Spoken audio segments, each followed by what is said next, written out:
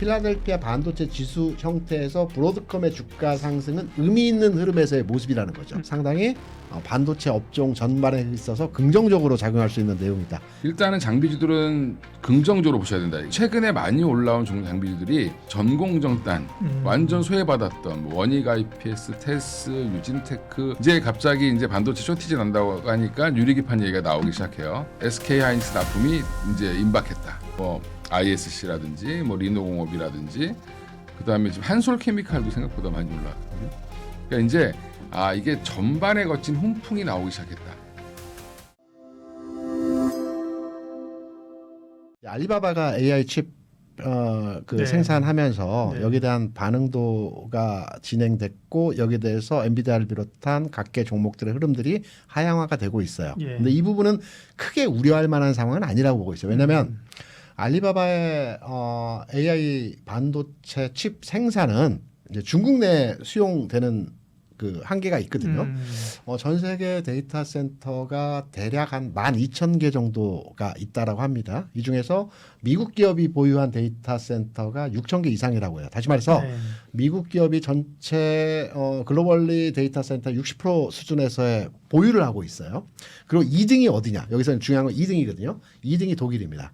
독일이 한 4%, 그러니까 400개 좀 넘는 데이터 센터를 가지고 있어요. 3등이 중국입니다. 네. 중국도 400개 내외의 데이터 센터를 가지고 있습니다. 그러면 다시 말해서 미국의 데이터 센터를 보유하고 있는 아마존이나 구글이 중국의 알리바바 제품을 쓸 리는 없거든요. 그렇죠. 그렇다 본다면 미국의 엔비디아 제품을 수용하고 사용하는 미국 기업들은 여전하게 사용도가 계속 유지되고 증가되는 형태로 진행된다라는 측면에서 네. 이번에 그 중국 알리바바의 칩 생산이 시장에 영향도를 주는 부분은 그렇게 크지 않다라는 결론으로 접근해 볼 수 있을 네. 거고요. 두 번째, 엔비디아 한계 효용에 대한 부분들이 논란이 되고 있어요. 그 기존에는 뭐 매출은 뭐 20% 이상 증가 추세를 보여주고 있고 영업이익도 뭐 비슷한 수준으로 증가하는 형태가 진행되어졌는데 네. 절대 금액이 계속 400억 불 이상으로 높아지기 때문에 과거와 같이 20% 이상씩 늘어나기는 실질적으로 좀 어렵거든요. 어차피 한계 효용에 대해서 부딪히는 상황이기 때문에 그래서 엔비디아의 최근 고점 대비해서 주가가 일부 조정받는 것은 당연한 형태의 모습이고요. 그리고 세 번째로 어제 오늘 나왔던 엔비디아의 주가 조정 반응에 브로드컴 같은 종목들의 주가가 비교적 강세 흐름. 네. 특히 필라델피아 반도체 지수 기준으로 보게 되면 의미 있는 내용에서의 그 어제 주가의 흐름들이 진행되었다라고 보고 브로드컴 이제 있거든요. 오픈 AI 거 칩 만든다는 얘기가 그렇죠. 나왔어요. 그러면서 급등이죠. 그렇죠. 그러니까 브로드컴도 필라델피아 반도체 지수에 포함되는 구성 종목이기 네. 때문에 전체 이제 반도체 글로벌리 시장에서의 상황이 좋지 않다라는 측면을 첫 번째로 말씀을 드렸는데 네. 필라델피아 반도체 지수 형태에서 브로드컴의 주가 상승은 의미 있는 흐름에서의 모습이라는 거죠. 그러니까 앞서 엔비디아의 주가 상황, 알리바바의 칩 생산 이 부분들은 큰 주가의 하락 요인으로 작용할 수 없는 내용들이긴 하나 여기에 이제 브로드컴이 고점을 돌파했다라는 데 네. 저는 의미를 두고 있거든요. 그러니까 엔비디아도 그렇고 ASML도 그렇고 TSMC도 그렇고 뭐 구성 종목들의 흐름들을 보게 되면 비슷합니다. 삼성전자도 비슷합니다. 그러니까 반도체 필라델피아 지수와 연동하는 네. 주가의 모습이 거의 유사하거든요. 근데 여기에 브로드컴이 고점을 돌파하는 주가 상승에 그러니까 박스를 돌파하는 주가 상승 흐름이 나타났기 때문에 이 그 작용에 대해서 상대적인 종목들의 흐름들도 동반해서 움직임이 나타날 가능성이 있다라고 되는 측면에서 보게 되면 브로드컴의 전일 상승은 상당히 반도체 업종 전반에 있어서 긍정적으로 작용할 수 있는 내용이다. 기존에 앞서 말씀드렸던 두세 가지의 내용들은 하락 요인으로 크게 네. 시간을 두고 작동할 만한 내용은 아닐 것이다. 영향은 하이닉스가 더 크고요. 네. 왜냐하면 이제 생산 규모 측면에서 보게 되면 삼성이 이제 낸드 쪽에 한 30%인데 전체 매출에서 보면 한 10% 정도 됩니다. 중국 내 공장에 생산되는 규모를 볼 때 하이닉스는 여기에 35% 정도가 이제 중국 공장에서 생산되는 반도체 그 규모를 보여주기 때문에 타격 측면에서 보면 하이닉스가 크다라고 생각은 되는데요. 이제 외형적으로는 그러한데 실제적으로 이 부분이 미국의 장비 규제에 대한 부분들이 삼성전자 하이닉스의 주가 영향도 앞으로 기업 운영 활동에 대해서 얼마 정도의 영향을 줄 것이냐를 해석을 해보게 되면 일단 주요한 내용이지 않습니까? 중국에서 장비 반입 또는 수리하는 데 있어서 기존에는 턴키식으로 전체 얼마 금액에 대해서 보고하고 세부 사항에 대해서 뭐 이 통보하는 식으로 네. 진행이 되었는데 이번엔 건 바이 건마다 아마 1,000만 원 이상의 건일 겁니다. 그러니까 모든 사안에 대해서 수리를 하든 장비를 들여놓든 모든 사안에서 미국에 보고를 하라는 식입니다. 120일간 유예했습니다. 네. 내년 1월까지. 근데 여기서 우리가 하나 짚고 넘어가야 될 게 중국 공장에서 생산하는 삼성전자 하이닉스 반도체 공정에 쓰이는 장비들은 거의 다가 미국산입니다. 그러니까 그럼 영향이 있다는 거잖아요. 그러니까 미국 기업에 영향이 있다라는 거죠. 예. 다시 말해서 장비 반입을 규제한다라는 내용은 삼성전자 하이닉스의 규제 내용도 되겠지만 그 실질적인 장비에 대한 부분들은 65%가 미국의 장비를 쓰고 있거든요. 소재는 웨이퍼와 소재는 일본 그 부분을 쓰고 있고 현재 삼성전자 하이닉스가 그래서 실제적으로 타격을 받는 기업은 삼성전자 하이닉스도 일부 타격을 받겠지만 실제적으로 미국 기업의 타격이 오히려 더 크기 때문에 실제 이 부분이 효용성을 가지고 조치가 되어질지에 대해서는 의문이다. 한미정상회담 이후에 구체적인 투자 방안에 대해서 메시지를 내놓으라는 트럼프 행정부의 압박용 카드라고 판단되는 지점이기 때문에 이거는 120일 유예 기간 동안에 해결할 수 있는 내용이라고 판단을 합니다. 하이닉스는 혼자 가고 그러니까 그 장비들 중에서 일부 장비주들만 올라갔던 거고 그 중에 핵심은 아마 한미 반도체였고 네. 본딩 장비랑 후공정 패키징 장비들 중심으로만 좀 올라갔죠. 네. 네, 거기에 이제 테스트 장비 정도까지 그렇죠. 올라가는 모습을 네. 좀 보였는데 오히려 테스트 장비 뭐 테크윈 같은 회사들은 삼성전자만 납품하다 보니까 문제가 이제 주가는 또 밀려버리고 삼성전자 HBM 포지션이 작아지니까 그러니까. 빠져버리는 현상이 나왔습니다. 근데 이제 지금은 아까 이제 말씀드린 것처럼 공장을 더 짓고 있다. 예전에는 기존의 디램 라인을 개조해서 그렇죠. 쭉 생산해서 디램을 생산해가지고 마지막에 패키징하는 것만 집어넣으면 되니까. 거기를 조금 더 또 고도화하거나 그런 거에 되잖아요. 그렇죠? 그렇습니다. 공장을 새로 지으면 후공정 장비만 갖고 안 되는 거지. 처음부터 깔아야 된다는 거죠. 그렇죠. 예. 네. 그래서 새로 짓는 라인들의 공장 이제 장비들이 들어가기 시작했는데 제가 아까 웨이퍼가 한 뭐 30만 장, 40만 장 더 늘어날 거라고 얘기했잖아요. 근데 그러면 이거 갖고 부족하다라고 생각하면 또 계획이 나오겠죠. 그다음에 2027년도면 용인 클러스터가 이제 본격적으로 이제 또 만들어지기 시작할 텐데 그러면 앞으로 장비주들은 한 2, 3년 정도는 적어도 먹거리가 나올 가능성이 높다. 예, 그 용인 클러스터 가보시면 제가 거기도 우연히 작년인가에 뭐 골프를 치러 가다가 누가 초대를 받아서 갔는데 그쪽을 지나갔어요. 차가 토목 공사를 열심히 하고 있던데 거기가 SK 하이닉스 부지라는 걸 어떻게 알았냐면 SK 하이닉스는 뭐 보상을 똑바로 해라 뭐 이런 거 막 써놨죠. 예, 그러면 그 규모가 사실은 지금 청주 공장은 될 것도 아닙니다.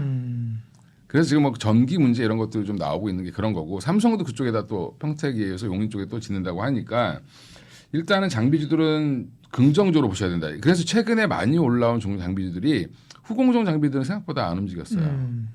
뭐만 움직였냐면 전공정단 완전 소외받았던 뭐 원익 IPS, 테스, 유진테크 맞아요. 막 이런 종목들이 주성 엔지니어링도 바닥에서 올라오고 있고 특히 근데 디스플레이를 같이 하는 회사들보다는 반도체에 조금 많이 올인하고 있는 기업들이 더 많이 올랐습니다.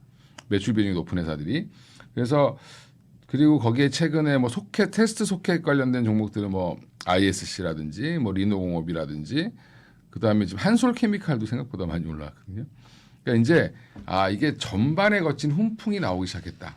예전에는 D램을 줄여서 HBM을 만들었는데 지금은 D램도 만들어야 되고 HBM도 만들어야 되고 랜드도 만들어야 된다. 제가 지금 저도 고민을 계속 했는데 우리 대신 고민해 주시니까 좋은 거죠. 예, 그러니까 종목은 많은데 물론 그 다 좋은 회사들이죠. 좋은 회사들이 많은데 그 안에서 그러면 대장이 뭐가 될 수 있을지를 찾는 게 우린 돈이 한정돼 있으니까 그렇죠. 저기 작은 뭐 GST 뭐 스크러버 뭐 이런 실러 만드는 애들까지 다 살 거냐 아니면 메인 장비를 살 거냐 뭐 이런 거죠 이제. 그래서 대표적으로 보면 경쟁력이 좀 높은 전공정단에서 그러면 경쟁력이 높은 회사가 원익 IPS랑 유진테크입니다. 근데 뭐 마진율이나 이런 걸 보면 유진테크가 더 좋거든요. 박막공정이라고 해서 이거는 이제 국내에서는 이 회사만 만들고 있기 네. 때문에 그러면 저는 지금 전공정 장비에서는 유진테크가 탑픽입니다. 근데 최근에 주가가 신고가예요. 많이 올랐어요. 소부장들 맞죠. 근데 그 종목이 신고가인 이유가 상장하고도 원래 실적이 계속 좋아서 별로 많이 빠지지도 않았었습니다. 근데 관심을 못 받으니까 이게 약간 채권처럼 움직였던 종목이 이제 좀 튀어 올라오는 모습인데 조정 나오면 이거 사셔야 됩니다. 저는 이렇게 말씀드리고 유진테크를 못 사겠다 그럼 원익 IPS 사시면 됩니다. 예, 이 두 종목만 보시면 되고 전공정에서는 그 다음에 테크윙은 여전히 봐야 된다.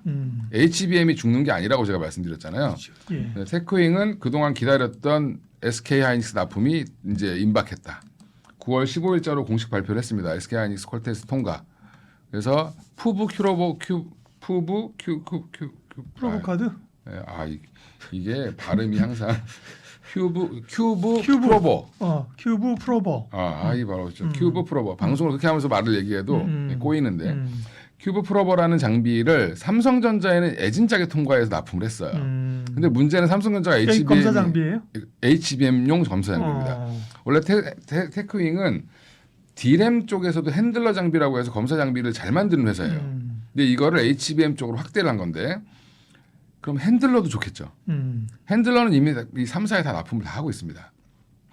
거기에 이제 테크윙이 SK하이닉스를 뚫었어야 되는데 SK하이닉스가 좀 늦게 뚫린 거죠. 그래서 SK하이닉스 쪽에 납품을 이번에 하게 된다라고 보면 그 밸류로 지금 최근에 한 3만 원대 한 4만 원에서 5만 원까지 한 만 원 정도 올랐습니다. 올랐는데 조정 나오면 사셔야 됩니다. 그냥. 예전에 3사에 다 납품할 거라는 기대, 아니 하이닉스에 납품할 거라는 기대로 정확히는 하이닉스 향으로 나갈 거다라는 기대로 어디까지 갔었냐면 7만 원까지 갔습니다. 근데 지금 자리에서는 충분히 더 매수하셔도 된다라고 보고 있고요. 좀 그럼 나눠서 사셔야 되겠죠, 이런 거는. 네. 예, 제가 그래서 테크윙은 수상해서 지지난주 정도부터 제가 지인들한테 좀 사보시라고 말씀을 드렸어요. 근데 그 느낌이 뭐냐면 공부를 해보니까 삼성전자에 납품을 했었는데 문제는 삼성전자 HBM이 너무 약했어요. 근데 HBM 이제 좋아질 거라고 얘기를 하고 있죠. 있고 하이닉스를 뚫었고. 하이닉스 뚫었고 마이크론 지금 테스트 중입니다. 그 마이크론 아마 내년 상반기 안에 결정이 날 걸로 보이고 그럼 마이크론까지 뚫으면 일단은 HBM 검사 장비에서는 확 좋아지겠죠. 근데 이 검사 장비가 왜 중요하냐면 엔비디아가 전수 검사를 요구합니다. 그래서 그 부분까지 아마 확정되면 예. 반영시키면 더 수요는 늘어날 거다. 그래서 테크윙을 탑픽으로 지금 보고 있고요. 그 조정 받으면 또 사셔야 됩니다. 그래서 한 6만 원대 운이 좋아서 만약 6만 원대까지 빠진다. 네. 예, 그러면 좀 그때 보시면 좋을 것 같고 예. 계속 가면 안 사셔도 됩니다. 다시 퓨럽틱스 조금 더 움직이기 시작했습니다. 이제 갑자기 이제 반도체 쇼티지 난다고 하니까 유리기판 얘기가 나오기 시작해요. 그래서 지금 유리기판도 탑픽은 퓨럽틱스입니다. 그리고 요즘에 뜨고 있는 게 또 기판 하나가 소캠 뭐 CXL 관련돼서 이제 기판 수요가 증가할 거다. 그러면서 움직이는 게 TLB 심텍 같은 종목들이 움직이는데 네. 예, 심텍도 한번 보셔야 될 것 같습니다. TLB는 이미 신고가 갔고요. 심텍은 제가 예전에 한번 이거를 여기 한국증권TV에서도 소캠 관련주로 몇 개 말씀드렸습니다. 그때는 TLB가 탑픽이었고 지금은 심텍이 조금 더 위치상으로 나아 보인다. 그리고 지금 이 소캠2 만든다고 하거든요.